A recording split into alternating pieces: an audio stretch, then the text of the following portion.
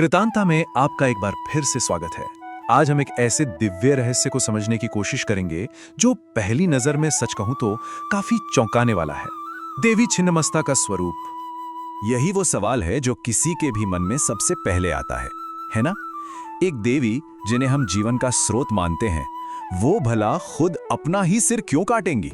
चलिए आज इसी चौंकाने वाली छवि के पीछे जो गहरा अर्थ छिपा है उसे समझना शुरू करते हैं। जरा इस स्वरूप की कल्पना कीजिए। एक नग्न देवी जिनके एक हाथ में अपना ही कटा हुआ मस्तक है और दूसरे में एक खड्ग, और उनकी गर्दन से रक्त की 3 शक्तिशाली धाराएं फूट रही हैं। ये दृश्य जितना भयावह लगता है, यकीन मानिए इसका रहस्य उससे कहीं ज्यादा गहरा है। तो फिर क्या ये छवि किसी तरह की हिंसा का प्रतीक है या फिर कुछ और? असल में इस भयावह दृश्य के पीछे हिंसा नहीं बल्कि सर्वोच्च करुणा और एक मां के बलिदान की कहानी छिपी हुई है। देखिए, कथा कुछ इस तरह है कि एक बार देवी पार्वती अपनी 2 सेविकाओं डाकिनी और वर्णिनी के साथ मंदाकिनी नदी गईं। स्नान के बाद उनकी सेविकाओं को इतनी तेज भूख लगी कि वो दर्द से तड़पने लगीं। अपनी सहचरियों को भूख से इस तरह बेहाल देखकर करुणामयी देवी ने एक पल भी नहीं सोचा। उन्होंने खड्ग उठाया, अपना सिर काट दिया और उनके धड़ से निकली रक्त की 3 धाराओं में से 2 अपनी सहचरियों की ओर कर दी और तीसरी धारा से उन्होंने खुद रक्तपान किया।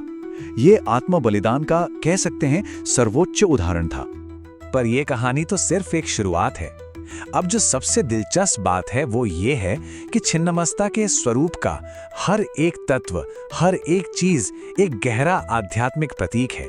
ये सिर्फ एक कहानी नहीं बल्कि अपने आप में एक पूरा दर्शन है। तो आइए इन प्रतीकों के अर्थ को एक एक करके समझते हैं। उनका जो कटा हुआ सिर है वो हमारे अहंकार के विनाश का प्रतीक है। ये जो 3 रक्त धाराएं हैं वो उस जीवन ऊर्जा को दिखाती हैं जो पूरे ब्रह्मांड को बनाती है, चलाती है और खत्म भी करती है। उनके पैरों के नीचे लेटे कामदेव और रति ये दिखाते हैं कि देवी ने सांसारिक इच्छाओं पर पूरी तरह से विजय पाली है। और शमशान भूमि, वो मृत्यु पर उनके पूर्ण अधिकार का प्रतीक है। उनके पैरों के नीचे कामदेव और रति का होना ये अपने आप में एक बहुत शक्तिशाली संदेश देता है। ये दिखाता है कि देवी सांसारिक इच्छाओं और वासनाओं से कहीं ऊपर हैं, उनसे परे हैं। उन्होंने उस मूल ऊर्जा को अपने अधीन कर लिया है जो पूरे संसार को चलाती है। ये इच्छा पर एक तरह से पूर्ण विजय का प्रतीक है। चलिए अब इस रहस्य की सबसे गहरी परत में उतरते हैं। तंत्र और योग के मार्ग में छिन्नमस्ता का क्या महत्व है, क्योंकि उनका असली गूढ़ रहस्य यहीं छिपा है। इसे समझने की चाबी है कुंडलिनी। अब ये कुंडलिनी क्या है? ये हर इंसान के भीतर मौजूद एक सोई हुई आध्यात्मिक शक्ति है। योग और तंत्र की साधना से जब ये ऊर्जा जागृत होती है तो ये रीढ़ की हड्डी के रास्ते ऊपर की ओर उठती है और साधक को आत्मज्ञान और परम मुक्ति की ओर ले जाती है। और यहीं पर वे 3 रक्त धाराएं फिर से सामने आती हैं। तंत्र के अनुसार ये धाराएं असल में हमारे शरीर की 3 प्रमुख ऊर्जा नाड़ियां हैं, इड़ा, पिंगला और सुषुम्ना। और सुषुम्ना वो केंद्रीय नाड़ी है जिससे होकर कुंडलिनी शक्ति ऊपर की ओर चढ़ती है। इसीलिए देवी का अपना सिर काटना उस परम आध्यात्मिक विस्फोट का प्रतीक है जब कुंडलिनी ऊर्जा सिर के सबसे ऊपरी चक्र यानी सहस्त्र चक्र को भेदती है। ये वो क्षण है जब साधक का अहंकार, माया और सारे बंधन एक झटके में हमेशा के लिए नष्ट हो जाते हैं। ये विनाश नहीं, ये परम मुक्ति है।